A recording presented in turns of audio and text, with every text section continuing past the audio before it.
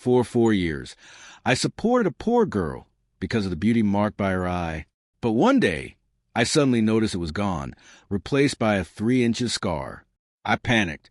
"Where's your beauty mark?" She said nonchalantly. "What?" I grew agitated. "I'm asking you, what happened to the beauty marked by your eye?" A flicker of hesitation crossed Chloe's face. Liam said it was ugly, so I had it removed. After a moment of silence, I said calmly, "That's fine." I stared deeply into her eyes. The love I once held for her, completely gone. Without that mark, she no longer resembled Olivia Hayes in the slightest. No one knew that every time I looked at Chloe's face, I was thinking of someone else. The love of my life, Olivia. She had died on the very day we were supposed to get our marriage license. Later, I met Chloe working part-time at a bar. Seeing her face, a near-perfect match to Olivia's, I was ecstatic. Everyone said I had fallen in love with Chloe. It wasn't until the eve of our wedding that I overheard her childhood friend Liam telling her to leave me at the altar. It was to be his revenge for how I'd strong-armed her into this life over the years. A way to humiliate me completely. That's when I finally saw clearly that a replacement could never be the real thing. A sudden wave of relief washed over me. My voice was as I made a call across the ocean. "I'll be in Ireland in a few days. I'm coming to stay with you permanently." After hanging up, I went back to our new home alone, only to find a designer waiting with over 100 wedding gowns. She'd been there for hours, looking at the gowns, all custom-made for Chloe. I felt nothing. I waved a dismissive hand. "Stop the custom orders. The wedding is off." A second later, Chloe pushed the door open, her gaze dark. "What do you mean the wedding is off?" I didn't bother to hide it, telling her plainly, "We're not getting married. Is there a problem?" Seeing my nonchalant expression, Chloe assumed I was just throwing one of my usual tantrums and didn't take me seriously. "You were the one who hounded me to marry you, and now you're the one calling it off. What kind of game are you playing?" Glancing at the designer sitting stiffly in the room, Chloe pointed casually at a dress. "That one will do," I said.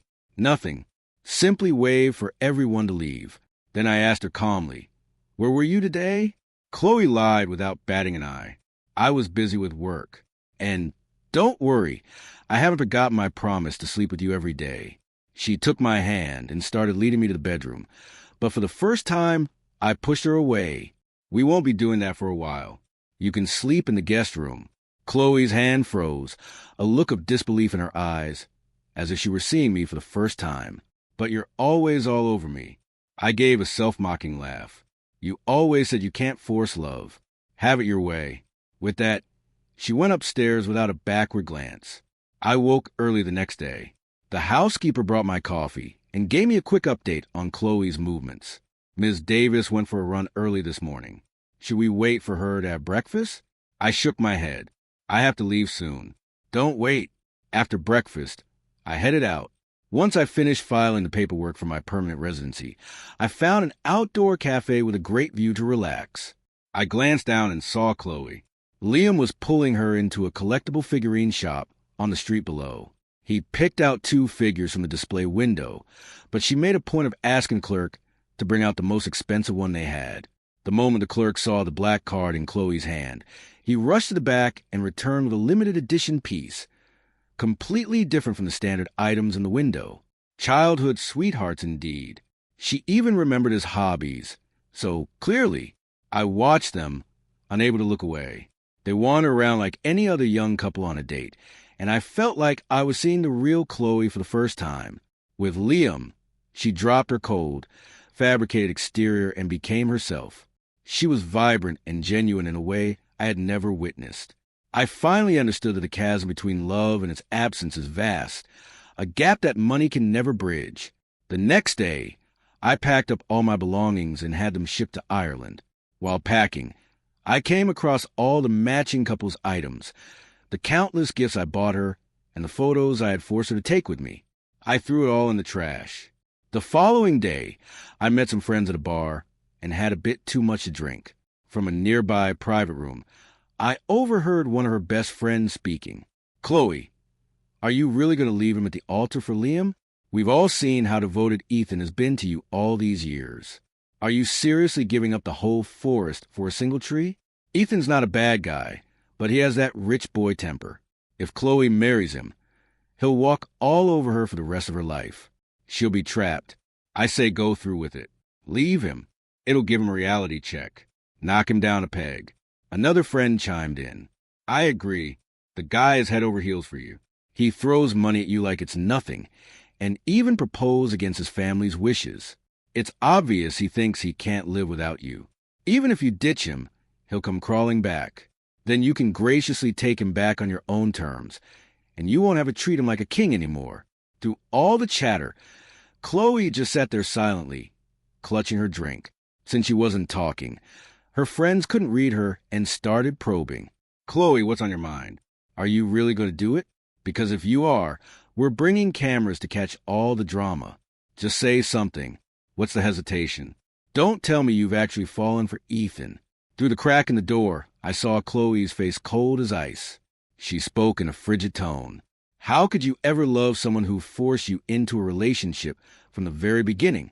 For all these years, the only thing I've ever felt for Ethan is disgust. I heard every single word. Silently, I turned and walked away. So, it had been discussed every minute of every day. It didn't matter. Her suffering was about to end. The next day, Chloe suddenly insisted we go pick out wedding rings. I had just spotted a diamond ring I liked when her phone rang. Something came up at work. Why don't you pick one out and head home? I was about to agree when I caught a glimpse of Liam flashing past the doorway. I took the ring and followed them quietly. I found Chloe and Liam on a bridge arguing and grabbing at each other. Liam demanded, "You promised me you'd leave him. Why are you buying wedding rings with him?" Chloe tried to soothe him. "Liam, just calm down and listen to me." But he was beyond reason. He vaulted over the railing and jumped into the lake below. Without a moment's hesitation, Chloe leaped in right after him. I stood there stunned as the two of them vanished beneath the water. Was this some kind of suicide pact? I hurried to the edge of the water and saw Chloe pulling Liam toward the bank. Once they were on shore, Liam coughed up a lungful of water. "Why did you save me? If I were dead, nothing would stop you from marrying Ethan." Seeing that he was okay, Chloe soothed him in a soft voice. "Don't be like this. Please, just let me explain. I won't go back on my promise. It's just Ethan doesn't know I'm planning to leave. I can't let him suspect anything. That's why I had to go along with the ring shopping." Liam turned to her, his eyes full of emotion. "When have I ever lied to you?" Witnessing it all firsthand, I finally understood. Chloe's behavior in the jewelry store had been nothing but an act. I wasn't angry at being deceived. I was just tired. Back home, I booked a flight to Ireland, departing in 3 days. The airline called to confirm, and I answered, "Yes, that's right. The 9 a.m. flight, first class." Chloe walked in just as I was speaking. "What first class?" I hung up and said flatly, "First class on the plane. Did your mother agree to come back for the wedding? When does she get in? Do you want me to pick her up?" She had misunderstood, but I didn't bother to correct her. "No." Chloe glanced around the house, frowning as she noticed things were missing. "Did you have someone come and clear things out?" I nodded casually. "Yeah, we're about to start a new life. It's time to get rid of useless junk." She assumed I was talking about our married life and thought nothing more of it before heading to the bathroom. For the next 2 days, Chloe was constantly out busy with God knows what. I didn't ask. The day before the wedding, my permanent residency came through. I took a bouquet of Olivia's favorite sunflowers and went to the cemetery. "Olivia, the last thing you did before you died was leave me a letter telling me to let you go and start a new life. But it's been 7 years, and I still haven't been able to move on. Are you angry with me? I was always good at making you angry, wasn't I? You're the only one I'll ever love in this lifetime." I stood before her grave for a long time until the sun began to set, and a call came from Chloe. "Where are you?" "Evergreen Cemetery." "I'm coming to get you." After I got in the car, Chloe showed a rare moment of concern. "We're getting married tomorrow. Are you here telling family the good news? Your grandfather? Your grandmother?" I shook my head, changing the subject. Just visiting someone who passed. What about you? Why did you come all the way out here? Chloe's hands tightened on the steering wheel for a second. When we got home, she walked me to the door. Tomorrow, you. She trailed off as if a thought had stopped her. See you tomorrow. I didn't reply, just gave a small wave and went inside. That night, I set up a camera and recorded a video, smiling brightly for the lens. To all our guests, I'm sorry I can't be there in person today. I can only share this news with you by video since the bride is planning on leaving me at the altar. There's really no point in me showing up, is there? The next morning, I took my time getting up, had a light breakfast, and got dressed. At 7 o'clock, the fleet of wedding cars arrived right on schedule. I didn't get in. Instead, I handed the driver the wedding rings and the camera with a specific instruction. When you get to the venue, give this to the officiant. Tell him to play it instead of the pre-wedding video we prepared. Then, watching the long procession of cars drive away, I picked up my suitcase, hailed a cab, and headed for the airport. After deleting every trace of Chloe from my contacts, the boarding announcement for my flight came over the speakers. I took one last look at the city and smiled as I said my farewells. Goodbye, New York. Goodbye, Chloe. At the wedding venue, guests were finding their seats. The lavish decorations and soft music created a romantic atmosphere. But in the bridal suite, Chloe's heart felt like it was caught in a vice. Liam and a few of her friends were with her. Liam noticed her unease and asked softly, "Chloe, what's wrong? Are you feeling sick?" Chloe shook her head, her brow furrowed. "I'm fine." Her friend chimed in, getting nervous. "That's not like you. Maybe she's just picturing Ethan standing up there all alone after she ditches him and can't help but laugh." Another friend teased. Chloe managed a weak smile at their jokes, but her gaze kept flicking to the clock on the wall. The ceremony was less than half an hour away, but her heart was pounding faster and faster. So hard, she felt it might burst from her chest. Why was this happening? This overwhelming feeling that she was about to lose something precious made sweat break out on her forehead. My strange behavior over the past few days replayed in her mind. My coldness toward her, the disappearing items from the house, the complete lack of warmth in my eyes when I looked at her. What was Ethan hiding? Chloe's breathing grew heavy, her chest rising and falling rapidly, her face pale. "No, I have to go see him." Liam's expression changed, and he quickly grabbed her arm. "Where are you going?" Chloe's brow was furrowed, her eyes filled with anxiety. This is too cruel a punishment for him. I just don't want to see him publicly humiliated. Besides, I have business dealings with Miller Corporation. A scandal like this could hurt my company. Chloe patted Liam's hand. "Don't worry. I'll explain everything to him after the ceremony." But Liam's grip only tightened. "You promised me. You said you wouldn't marry him. Chloe, we're the ones who should be together. Who cares if he's humiliated? You can just work with other companies. You're so talented, Chloe. Why do you need him at all?" This time, however, Chloe looked up at him, a complicated emotion in her eyes. "Liam, I'm just going to put an end to this. It won't change the final outcome." With that, she wrenched her arm free and strode out the door. Liam's shouts and her friend's protests followed her, but she ignored them. A single frantic thought consumed her. She had to see me. Chloe burst into the main hall, only to find it eerily silent. Guests were looking around in confusion, and the officiant stood awkwardly on the stage. He breathed a visible sigh of relief when he saw Chloe and quickly ushered her onto the platform. She leaned over and whispered to the officiant, "What's going on? Where's Ethan?" He discreetly lowered the microphone and whispered back, "Miss Davis, you're a bit early. It's not Mr. Miller's cue for another few minutes." Before she could respond, the officiant had raised his microphone and was trying to engage her to liven up the room. The quiet hall slowly began to buzz with conversation again. The minutes ticked by, and the officiant successfully whipped the crowd into a state of excitement, which peaked as he announced the groom's entrance, but the large doors to which the groom was meant to appear remained shut. There was no movement. The officiant's smile faltered for a second, but he pushed through, his voice booming.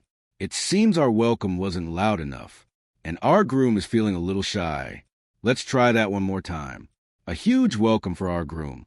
The crowd roared again, but the doors remained stubbornly closed. Chloe's heart, which had just started to calm down, began to hammer wildly in her chest again. Ignoring the officiant trying to hold her back, she rushed forward and threw the doors open herself. The officiant tried to recover awkwardly behind her. It looks like our bride just couldn't wait to see her groom. Let's welcome the happy couple as they entered together. But his words were met with total silence. Everyone could see that beyond the doors Chloe had opened, there was no one but a few event staff. The groom wasn't there. Chloe's face went white. She stumbled a few steps through the doorway, but I was nowhere to be seen. A terrible feeling of dread began to creep over her. She was about to head backstage to the dressing room when a staff member ran up and stopped her. He hesitated for a moment before handing her a small camera. "Mr. Miller left this for you," he said. "You should watch it yourself." Her hands trembling, Chloe took the camera and pressed play. On the screen, I smiled. "To all our guests, I'm sorry I can't be there in person today. I can only share this news with you by video. Since the bride is planning on leaving me at the altar, there's really no point in me showing up, is there?" Chloe's pupils constricted, her grip on the camera so tight it nearly cracked. Ignoring the whispers of the guests behind her, she spun around and sprinted to the backstage dressing room, only to find it completely empty. "Ethan," she breathed. Chloe whispered my name, a sharp pain lancing through her heart as if it were being torn in two. Trembling, she pulled out her phone and called me, but the only response was the automated message. "The number you have dialed is not available." Tossing a quick "the wedding is on hold" to the officiant, Chloe ran out of the hotel. The whispers of the guests followed her like daggers. Did the groom just stand her up? I heard she never wanted to marry him anyway. Well, now she got her wish. How humiliating. She deserves it. So many women would kill to be with a Miller, and she threw it away. If a guy like that wanted to throw money at me, I'd do whatever he wanted. Chloe's pace quickened as she headed for the parking garage, a single thought consuming her. Find Ethan and demand an explanation. But just as she pulled her car door open, a familiar figure stepped in front of her. Liam's face was lit with a joyful smile. He opened his arms to embrace her. "You really did it. I knew you loved me. I knew you wouldn't let me down." But Chloe sidestepped his embrace, her voice cutting through his excitement like ice. "Get out of my way." Her harsh tone and cold expression stopped Liam in his tracks. Chloe's voice was raw, her eyes frantic, completely ignoring the wounded look on his face. "Ethan's gone. I have to find him." Liam's eyes widened in disbelief as he grabbed her arm. "What do you care if he's gone? It's perfect that he didn't show. You never wanted to marry him anyway, right?" Chloe ignored him, her brow furrowed. She shook his hand off without a second thought, got in the car, and slammed the door. Seeing this, Liam immediately opened the passenger side door and forced his way in. "What are you doing?" He looked deeply hurt. "I'm coming with you. I want to see what kind of game he's playing." Chloe had no time to argue. She slammed her foot on the accelerator, and the car sped off. She checked my usual spots, the cafe, the art gallery, even the bar where we first met, but I was nowhere to be found. With each empty location, her heart sank deeper. Liam finally exploded. "Chloe, didn't you promise you were done with him? Are you having second thoughts? Don't you love me? Why are you so desperate to find him now?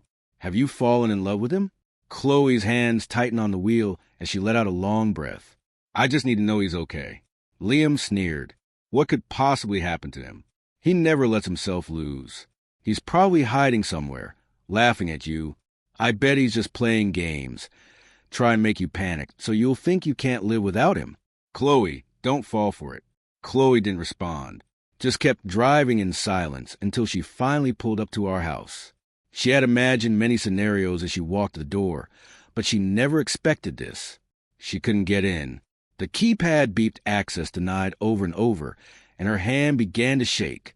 Suddenly, there was a noise from inside, and the door swung open.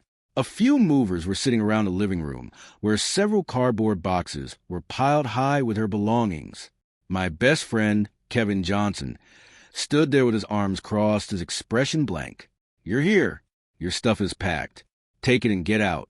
Chloe stood frozen, feeling something inside her chest shatter. Took her a moment to find her voice. What do you mean? Where's Ethan? Kevin's mocking gaze shifted from her face to Liam, who was hovering right behind her. What I mean? You got dumped. Isn't it obvious? He's got better things to do than stick around and take out the trash. Liam's eyes widened, and he stepped in front of Chloe protectively. What the hell are you talking about? Ethan was the one who wouldn't leave her alone. If anyone got dumped, it was him. He's too much of a coward to even show his face, so he sends you to do his dirty work. He's just playing games. The sharp crack of a slap cut Liam off mid-sentence. Kevin's voice was furious. If you can't say anything smart, then shut your mouth. The side of Liam's face swelled and turned red, and he winced in pain. Why did you hit me? I was just telling the truth. Why are you coming after me? It must be Ethan. He can't stand me. So, he sent his friend to humiliate me. Chloe instinctively pulled Liam behind her, her brow furrowed. I wasn't going to leave him. It was just a stupid joke with my friends. Let Ethan come out. I need to talk to him. Another sharp slap echoed through the room. Kevin rubbed his stinging palm, glaring coldly at the two of them. Did you think I wouldn't hit you, too? A two-faced liar like you deserves it most of all. Are you deaf? I said, get out. Ethan already gave me this house, and he's not even in the country anymore. So stop making a scene. I don't care about that pretty face of yours like he did. I'd have no problem messing it up. Who the hell do you think you are? If you didn't look like her, you never would have even gotten close to him. The sting spread across her cheek, but only one phrase echoed in Chloe's mind. He's not even in the country anymore. Then wasn't here. Where was he? Why wouldn't he even give her a chance to explain? She had just been joking with her friends. She never actually intended to leave him. And what did he mean if you didn't look like her? Who did she look like?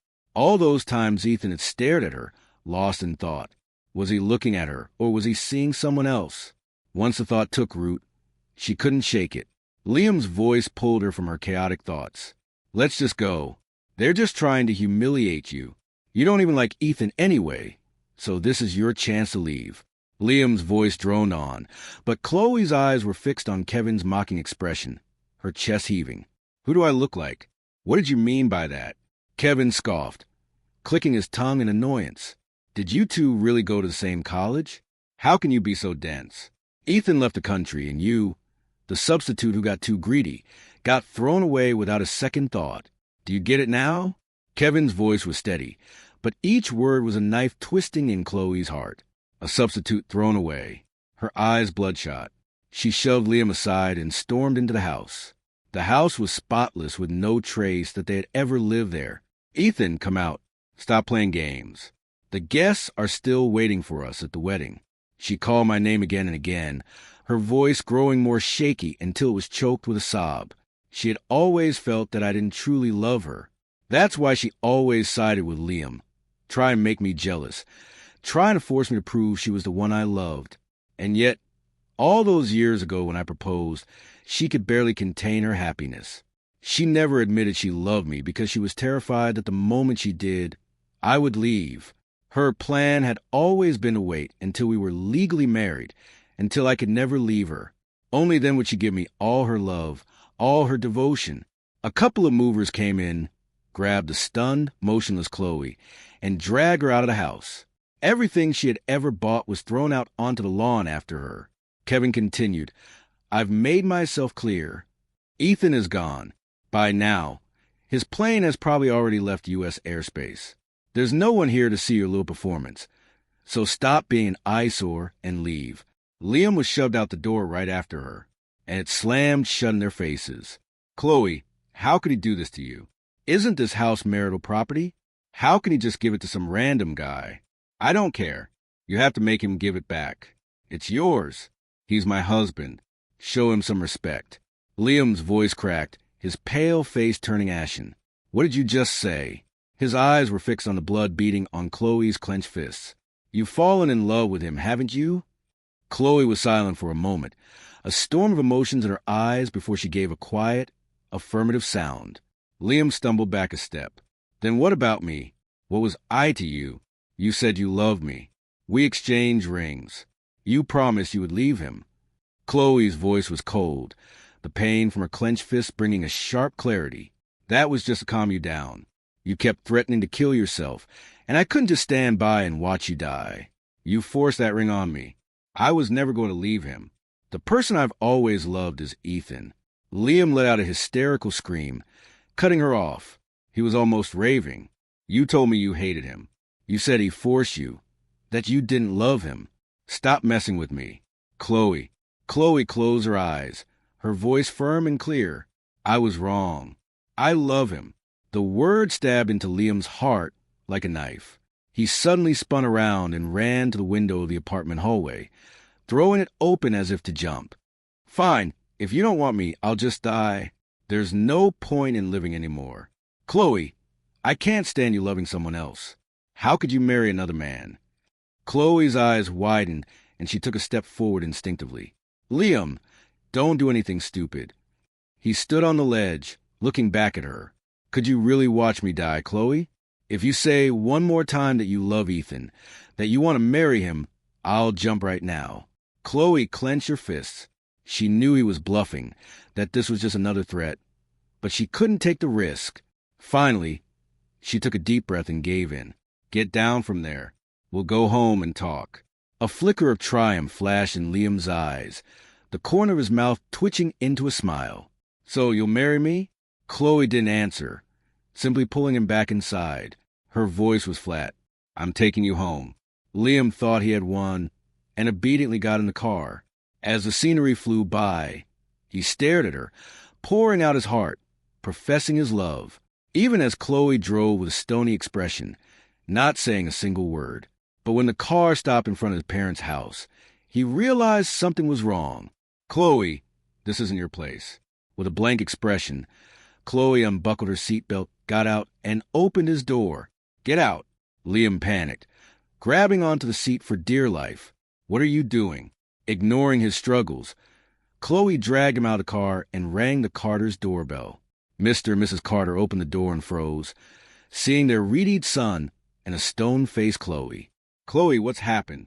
Chloe's voice was ice as she pushed Liam toward them. Mr. and Mrs. Carter, from now on, I'm done with him. If he tries to kill himself again, that's on you to handle. Liam stared at her, his eyes wide with disbelief. Chloe, you can't do this to me. Chloe turned to leave. He struggled to follow, but his parents held him back. Chloe, you promised you'd marry me. You can't leave. We're meant to be together. Chloe paused for a second, but didn't turn around. When did I ever promise you that? Liam, I've done more than enough for you. With that, she got in her car, hit the gas, and sped away. As her car raced into the growing darkness, Chloe had only one thought: find Ethan and explain everything. She started calling our mutual friends, her voice as she asked again and again if anyone knew where I was. I hadn't made a secret of my plans. Almost everyone knew I'd gone to Ireland, but no one knew my exact address. The only person who did was Kevin, who was now staying at my house. The security gate for the neighborhood hadn't updated its records yet, so Chloe's car was still able to get in. She parked in front of the house again. As she reached for the doorbell, her palms were slick with nervous sweat. When Kevin opened the door, he was in the middle of the phone call. His face hardened when he saw it was her. Mrs. Miller. Something's come up. I have to go. Just have him call me when he gets in. Just as Chloe lunged to the phone, Kevin hung up, his eyes filled with disgust. What do you want now? Chloe stared at his phone, a sharp pain in her chest. You were on the phone with his mother, weren't you? Call her back. Let me talk to her. Kevin's expression grew colder. He stepped back, shoving the phone in his pocket. What's it to you? You didn't actually believe Ethan when he said his mother liked you, did you? Do you know why you've never had her number? It's because she can't stand you. She never gave you a second thought. Chloe's breathing quickened. Where in Ireland did he go? You know the address, don't you? Tell me. Kevin let out a cold laugh, and the sound was followed by a sharp crack as he slapped her across the face. I've been wanting to do that for years, but Ethan always treasured that face of yours. For years, I thought he treated you differently, that you weren't just another girl. He even wanted to marry you. And what did you do? Tell me. How did he ever wrong you? He pulled every string to build you up. He was endlessly generous to your family. And in return, you planned to humiliate him at the altar and left him in danger time and again without a second thought. He was lucky nothing serious happened. If it had forget his mother, I would have never let you off the hook. Now stay out of our lives. With that, Kevin shoved her away and slammed the door. In that moment, Chloe felt as if every ounce of strength had been drained from her body. Back in her car, Chloe scrolled to the file her assistant had sent. There were photos of Olivia Hayes smiling in the sunshine in a simple white dress, her eyes soft and gentle. The face was almost identical to her own. No, that wasn't right. Her face was a copy of Olivia's.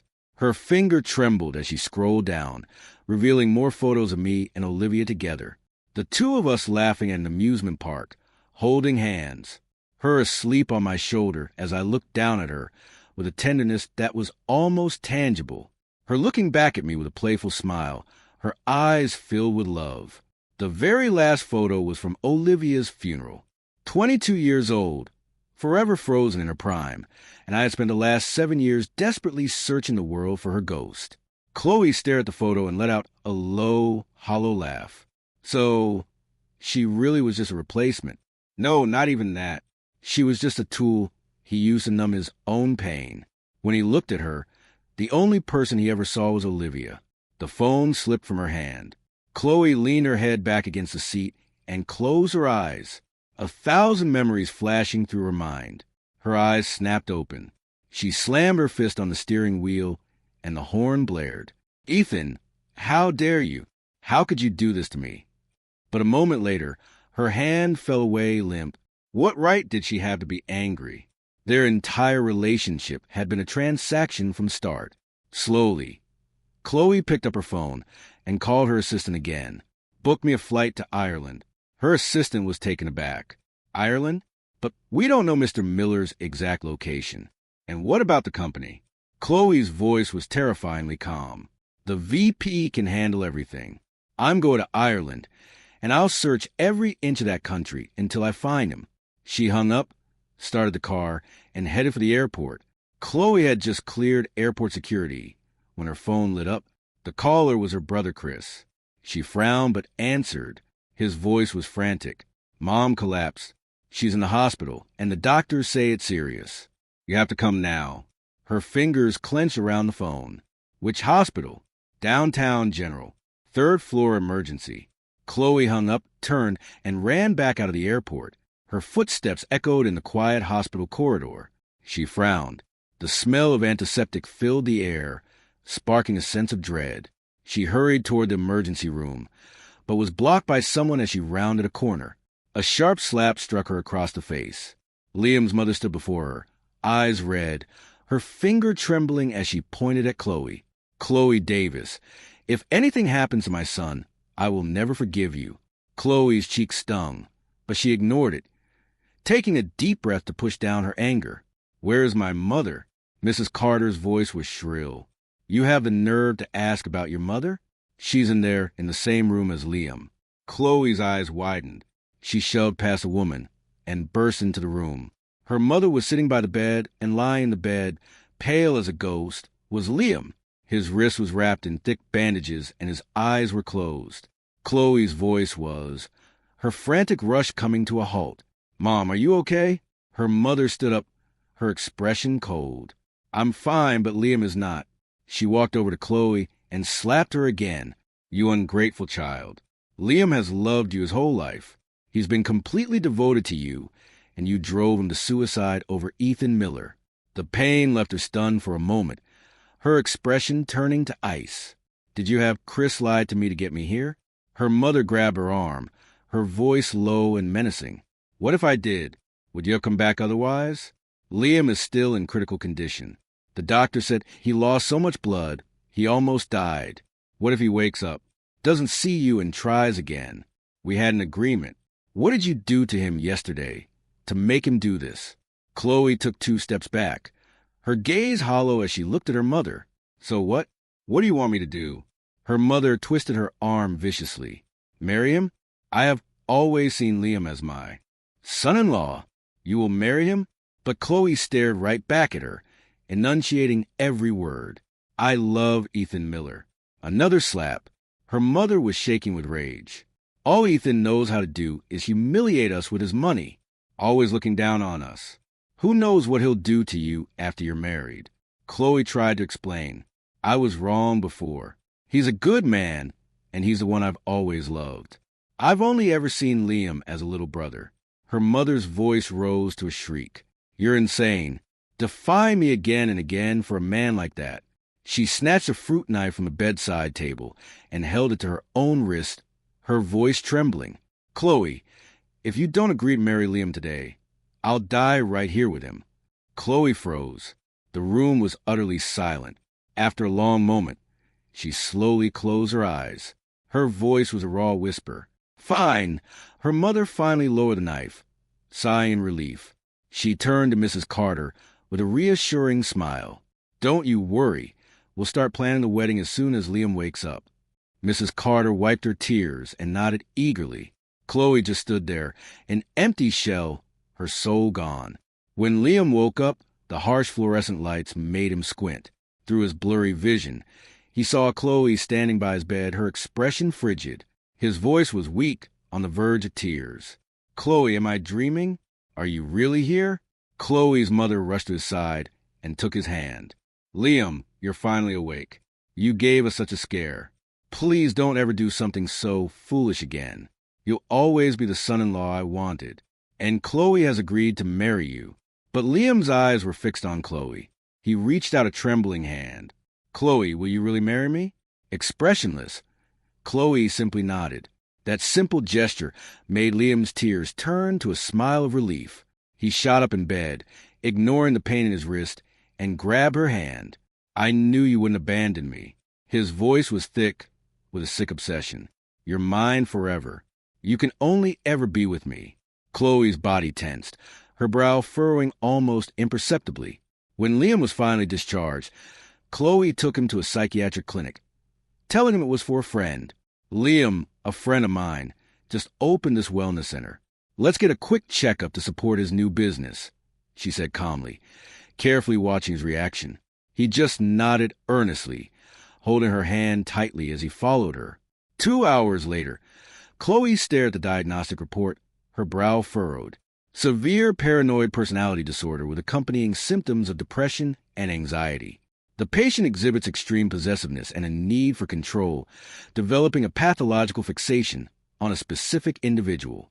While Liam was in the restroom, the doctor spoke quickly. If this wasn't apparent before, it's likely because the object of his fixation was reciprocating his feelings in some way. Now that this affection has been withdrawn or transferred, his condition has worsened dramatically. But for treatment to be effective, the patient has to cooperate. Otherwise, little can be done. Chloe silently took the report, folded it, and put it in her pocket.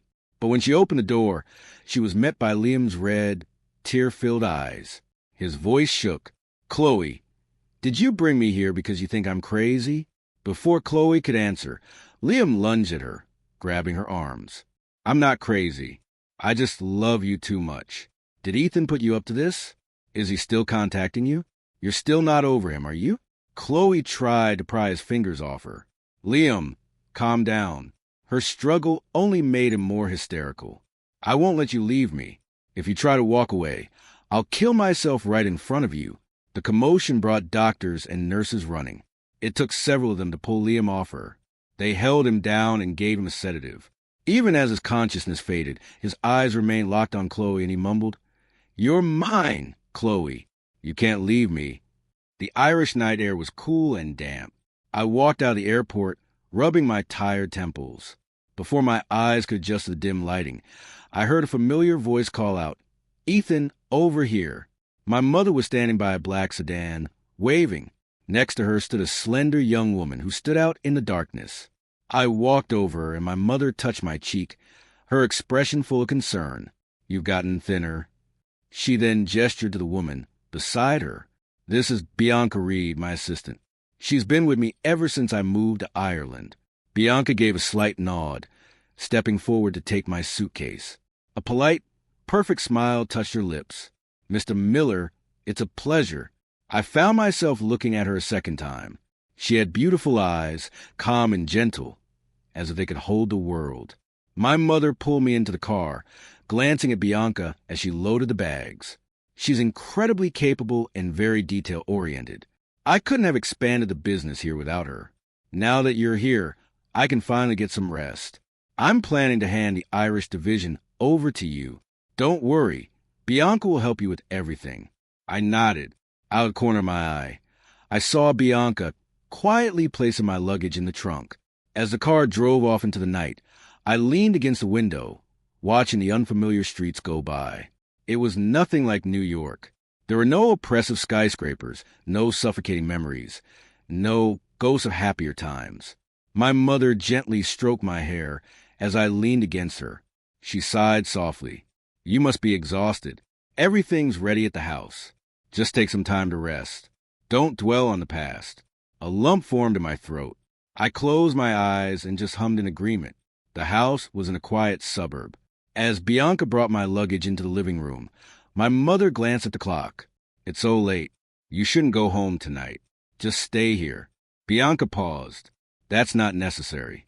I wouldn't want to impose. My mother waved her hand dismissively, gesturing around the large house. Impose on what? We have plenty of empty rooms. Ethan, what do you think? Snapped out of my thoughts. I looked up and met Bianca's gaze. Thinking about how they had come to get me so late at night, I felt a little guilty. It is late, and I'll give you tomorrow off as well. Bianca's room was at the end of the hall on the second floor. When I came out after a shower, I saw her coming out of the kitchen with a glass of water. She stopped when she saw me at the top of the stairs. Do you need anything? In the soft glow of the nightlight, her features seemed softer, less distant than they had during the day. I studied her for a moment. There was absolutely nothing about her that reminded me of Olivia. I shook my head, managing a small smile. Just getting some water. She pressed the glass she was holding into my hand. I just poured it. I haven't touched it. I'll have the company files organized for you by tomorrow. Good night, Mr. Miller. With a polite nod, Bianca turned and walked away. I stood there until she disappeared down the hall. I knew my mother was trying to set us up. That's why she had insisted Bianca stay the night. I had told myself 1,000 times that I needed to stop living in the past to stop thinking about Olivia. But I just couldn't. The mornings in Dublin were always misty. I stood by the floor-to-ceiling window in my office, holding a cup of black coffee. Below, the city was coming to life. People hurrying along the streets, all of them strangers to me. My phone buzzed. A stream of IE messages from Kevin filled the screen. Ethan, I can't take this anymore. After you left, Chloe went completely insane. She's been camping outside your house every day, demanding your address in Ireland. Is she crazy? When you were treating her like a queen, all she cared about was that childhood friend of hers. Now that you're gone and have dumped her, she suddenly had some kind of epiphany about how important you were. And Liam is even worse. He saw that Chloe was still hung up on you, so he slit his wrist to force her to marry him. Now the whole town is laughing at her, saying she deserves it for choosing a loser over a gold mine, and her mother and brother are no better. You were so good to them, and they still pushed her to be with Liam. Honestly, at this point, I think they deserve each other. Just let them self-destruct and stay out of your life. The messages went on, all cursing Chloe for being an idiot. My finger paused on the screen. Seeing her name pop up with a new message, I felt absolutely nothing. I wasn't even sure if in all those years together, I had ever truly had feelings for her. Maybe over time, I had started to imagine a real future with her. That's why I proposed. But every time she chose him, every time she hurt me, whatever small affection had started to grow would instantly vanish. I typed a quick reply. It's over. I put my phone down and turned my attention to the mountain of paperwork on my desk. The Irish division was more complex than I'd anticipated. Even with Bianca's exceptional competence, the transition was a heavy lift. I was working late almost every night, even dreaming about spreadsheets. It was good. Actually, at least it kept me from thinking about Olivia, and I had no energy left to deal with the drama back in the States. There was a soft knock on the door, and Bianca entered with a stack of files. Mr. Miller, here is last week's financial report for your review. As I took the folder, my fingers brushed against hers. She paused for a fraction of a second before smoothly withdrawing her hand and stepping aside. I was looking down at the report when I suddenly asked, "Bianca, have you ever been in love?" The question was so out of the blue that it surprised even me. Bianca simply met my gaze, her expression calm. "No, why not?" I asked. Her answer was simple, a faint smile playing on her lips. "I haven't met the right person." I said nothing more, returning my attention to the files, as if it had been nothing more than casual small talk. Bianca remained silent, standing quietly by the desk. Sunlight streamed through the window, casting a sharp outline on my shoulders. When I finished with the last file, she spoke again. "There's a corporate reception tonight. The host specifically requested your presence. Should I decline the invitation?" I waved my hand. "No, I'll go." These corporate events weren't much different here than they were back home. All expensive suits and polite conversation. I stood in a corner with a glass of champagne, observing the unfamiliar faces. Here, no one knew my past.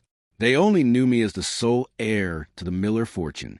Their gazes held respect, not the pity or gossip I was used to. At some point, Bianca appeared at my side, holding a glass of water. "Mr. Miller, you should drink less." "Why aren't you networking?" I asked. Her answer was matter-of-fact. "My job is to assist you. That means I go where you go." A small smile touched my lips. "Not necessary. You can take the rest of the night off." But she looked me straight in the eye and asked, "In that case, may I ask you a personal question?" I raised an eyebrow. "Go ahead. Do you regret coming to Ireland?" I was taken aback and didn't know how to respond. After a long pause, I heard myself say, "No, I don't." Bianca simply nodded, not pressing the issue. By the time the reception ended, the night was late. I'd had too much to drink, and my face was flushed. Bianca was walking behind me. Seeing me stumble, she moved to steady me, but I suddenly froze. "Chloe." At my confused question, Bianca looked up. Standing at the entrance of the hotel was Chloe, her eyes fixed on us. Her eyes were red-rimmed. She rushed forward and grabbed my arm, her voice trembling. "Ethan, I finally found you. A friend told me about this reception in Dublin. I gambled that you would be here, so I've been waiting outside. I'm so glad I didn't give up." She kept rambling on about how much she'd miss me, but my head was spinning from the alcohol. I instinctively pulled my arm away and moved to stand beside Bianca. Bianca carefully steadied me, her cool gaze landing on Chloe. "I'm sorry, but Mr. Miller doesn't seem interested in speaking with you. Please refrain from grabbing him. It's incredibly rude." Chloe was already angry that I'd pulled away, and Bianca's words made her see. "He's my fiancé. Who the hell are you to lecture me about manners? I worked so hard to find him. You get away from him." The shouting cleared my head a little. I looked at Chloe, my voice even and devoid of emotion. We were never engaged, and we are not getting married. "Chloe, if I recall correctly, you should be engaged to Liam by now. Does he know you're in Ireland?" My words made her freeze, her lips trembling. Took her a moment to stammer out a reply. "No, he forced me. He threatened to kill himself. It was the only thing I could do. You're the only one I've ever wanted to marry. Ethan, it wasn't what you think. I can explain everything. Liam kept threatening to kill himself. If I didn't pretend to go along with it, a man's life would have been on my conscience, and my family was pressuring me, too. But Ethan, just come back with me. This time, I won't care what they think. You're the only one I love, and I want to be with you. They'll have to understand." Her words, carried on the cool night wind, shocked me sober. I looked at her, panic-faced, and gave a sarcastic smile. "Chloe, you knew all along, didn't you?" My voice was quiet, but it cut like a knife. All of Liam's little suicide attempts were just an act. Her eyes widened, her lips trembling. "No, he really—" I cut her off, my gaze cold and clear. "And it's because you enabled him time and time again that he became so twisted." I straightened my jacket, which had been ruffled by the wind. My voice was terrifyingly calm, just like you knew I was only using you as a substitute. But you still chose to accept my money, my resources, everything I gave you. Isn't that why you're here now? For all of that, The color drained from Chloe's face. She stumbled forward. Her voice. It's not like that, Ethan. I love you. It's always been you. I don't care about the money. I can pay back every cent you ever gave me. I let out a soft laugh, gently moving Bianca aside. Chloe, you don't even know what love is. And do you really think you can put a price on the resources of Miller Corporation? Most of our operations have moved to Ireland now. I have no plans to return to the States. I have people to manage what's left. You don't need to look for me, and I won't be handing you any more Miller Corp contracts. I turned my gaze to the distant city lights, my voice dropping to a murmur almost to myself. Olivia would never have done this to me for another man. I was the one who was wrong, so you can keep everything I ever gave you. The words hit Chloe like a physical blow. She suddenly started to laugh, even as tears streamed down her face. So that's it. You regret it now. You've decided I'm not a good enough substitute. All these years, it's always been like this. I was the one standing next to you, but you were always just using me to remember her. I watched her silently as if she were a complete stranger, and now I've woken up. Olivia is dead, and you can never be her. I believe I've made myself clear. We're finished. She lunged forward, grabbing my wrist. I don't care if I'm a substitute. Just look at me, Ethan. Look at my face. I look just like her. How can you be so cruel? Did our 4 years together mean nothing to you? Her fingers were ice cold, her grip so tight, I thought she might break my wrist. Bianca immediately stepped in, grabbing Chloe's arm. Let go of him. As the two women faced off, I easily pulled my arm free. I rubbed my ringed wrist, my voice calm. You know, Chloe, my only regret from the past 4 years is that I ever pretended you were her. That one sentence completely broke her. She stood frozen, watching as Bianca and I walked back into the hotel without a backward glance, our figures disappearing as if I had never been a part of her world at all. The moon was high in the sky. Chloe had followed us, parking her car just outside the house. She watched Bianca help me inside, but Bianca never came back out. The lights in the house were on, but Chloe couldn't bring herself to ring the bell. The curtains in the upstairs master bedroom were drawn, but she could faintly see the silhouettes of 2 people moving inside. Soon, the lights went out, plunging the house into darkness. Chloe's hands clenched into fists at her sides, her nails digging so deeply into her palms that they drew blood, though she didn't notice. She sat there in her car all night. The next morning, the front door opened. Bianca emerged, still wearing the clothes from the day before.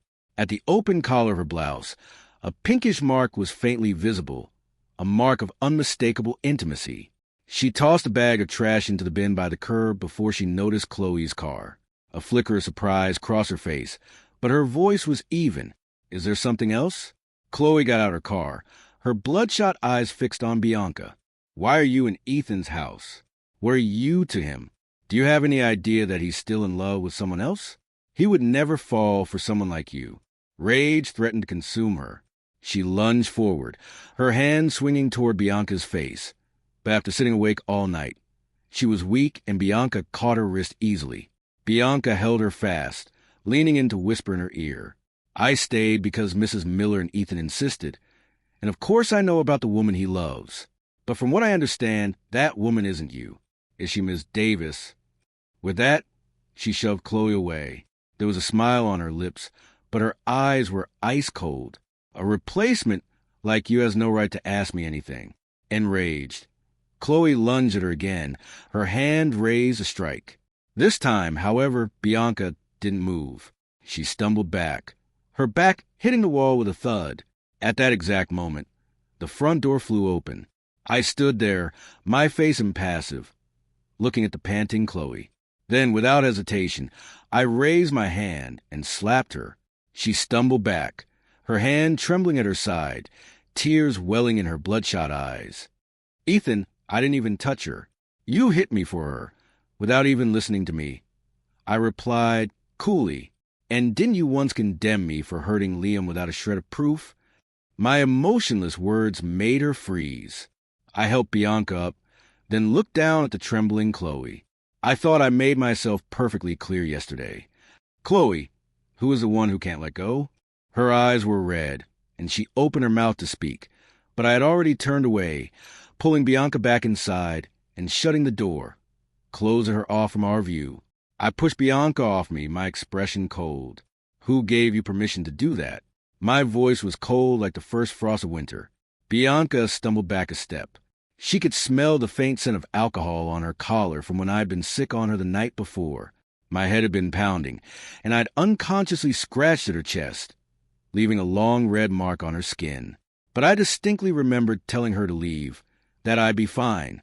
Instead, she had taken it upon herself to stay in my old room and confront Chloe first thing in the morning. Bianca began, "You were very drunk last night. I was worried." I rubbed my temples, cutting her off. "Bianca, are you in love with me?" The air in the room seemed to freeze. Bianca's ears began to burn. "Why, do you ask?" My face was unreadable. My tone is casual, as if I were discussing the weather.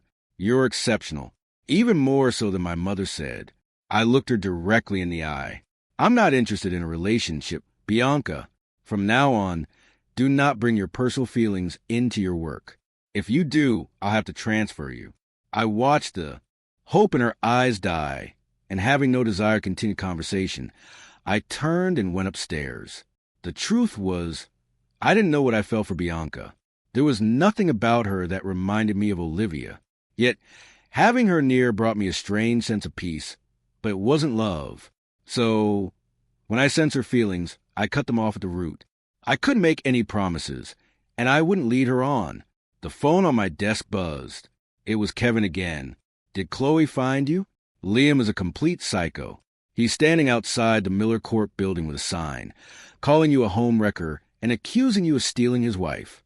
Only he would treasure a woman like that. I'm digging up all the evidence of them sneaking around while you two were together. The public opinion online, which had been a firestorm against me, reversed overnight. The evidence Kevin released was a bombshell that completely destroyed the victim narrative Liam had so carefully constructed. Text messages, security footage, even medical records, all prove that his so-called suicide attempts were nothing more than elaborate, manipulative schemes. The final nail in his coffin was a recording from a night before my wedding of Liam bragging to his friends. "Chloe's such an idiot. All I have to do is pretend to jump off a roof, and she'll do anything I say. She'd even leave Ethan at the altar for me. So, what if he's the official boyfriend? I'm the one who really has her." The tide of public outrage turned instantly, crashing down on Liam. Chloe was just leaving the airport when her assistant called, her voice frantic. "Ms. Davis, it's terrible. Mr. Carter is on the roof of the Miller Court building live, streaming on TikTok. He says he's going to jump on the roof of the Miller Court building." The wind howled. Liam stood on the ledge, phone in hand, broadcasting live. His hair was a mess, his face stained with tears, his voice choked with sobs. I loved her so much. How could she do this to me? We grew up together. I was there first. The number of viewers skyrocketed. A few expressed sympathy, but most of the comments were mocking. Here we go again. The classic suicide threat. "How high are you planning to fall this time? Should we call an ambulance for you? Just jump already and stop wasting our time." When Chloe burst onto the roof, Liam's eyes lit up. He turned back to his phone, crying, "She's here. She does care about me after all." But Chloe's face was a mask of fury. She hadn't slept in 3 days. Her eyes were bloodshot. Her dress was a wrinkled mess, and she radiated a dark energy. "Get down," she commanded. Liam's voice was pathetic. "Why are you talking to me like that? Did Ethan say something to you? Why did you go to him? You promised you'd marry me." The crowd of onlookers grew restless. Someone called out, "Mr. Carter, just come down. We can talk about this." Suddenly, Chloe laughed. A wild, unhinged sound. She walked slowly toward the edge of the roof, her voice quiet, but carrying clearly over the wind. "Liam, are you done playing games? If you're in a jump, then jump. Stop putting on a show. I am so sick of you." The air went still. The expression on Liam's face froze. His hand, holding the phone, began to shake. Chloe's voice rose to a shout. I said, "You love threatening to kill yourself, don't you? Well, I'm here now, so jump." Liam was shaking all over.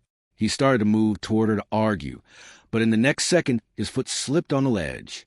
Amid a sea of screams, his body tipped backward, his hands clawing at the empty air. Chloe's pupils contracted. She lunged forward on pure instinct, tried to grab him, but her fingers only brushed against his. A sickening thud echoed up from the street below. For a moment, the world went silent. Chloe stood on the edge of the roof, staring down at the crowd gathering below, a high-pitched ringing in her ears. In the hospital hallway, the red light above the operating room door glowed. Her mother slapped her across the face, her voice shaking. "That was Liam, the boy who grew up with you. How could you say those things to him?" Chloe didn't flinch. A trickle of blood ran from the corner of her mouth. Her eyes were vacant as she mumbled, "I didn't want him to die. What good does that do now?" Liam's mother lunged at her, scratching and clawing, her nails leaving deep red marks on Chloe's skin. "If my son dies, I'll kill you. I swear I'll kill you." The light above the door went out. A doctor emerged, his face grim. He sighed. "I'm sorry. We did everything we could." A single sentence that silenced the entire hallway. Then came a gut-wrenching wail from Mrs. Carter. Chloe's mother stumbled backward, but Chloe just started to laugh. The sound grew louder and louder until it became a hysterical, broken cackle. "It's karma. This is all karma. We were all wrong. We were wrong from the very beginning." She stumbled away, and as everyone watched in horror, she made her way to the hospital roof. The wind whipped at her clothes. Her phone screen was lit up, displaying a photo I had once forced her to take with me. I was just signing the last page of a contract when I heard the news of Liam and Chloe's deaths. On the phone, Kevin, I never thought he'd actually do it. He was always just faking it before. And then Chloe jumped right after him. I don't know if it was love or guilt. They're gone. Let's not talk about it anymore. I rubbed my temples, my gaze drifting out the window. It's all over now. Because of the whole scandal, Miller Corp had unexpectedly gained a wave of sympathy online. Even our stock price had gone up. I had planned to move the entire company to Ireland, but now I hesitated. I decided to make one last trip back to the States to reorganize our domestic operations before returning for good. I didn't tell anyone I was coming. I had no plans to see any of my old friends. After a quick trip to the office to get everything in order, I went to the cemetery one last time. I placed a large bouquet of daisies in front of Olivia's grave. In the photo, her smile was timeless, as if she were still watching over the boy she had loved her entire life. "Olivia, this time when I leave, I'm not coming back." For years, I kept asking myself why it wasn't me who died, why I was the one left to suffer. I desperately searched for anyone who looked like you, but I was wrong. I should have known from the start that you were irreplaceable. I gently wiped a speck of dust from her photograph. It's been 7 years, and I finally learned to let go. To let go of you, and to let go of the obsessive man I used to be. Goodbye, Olivia. This time I'm finally ready to start living.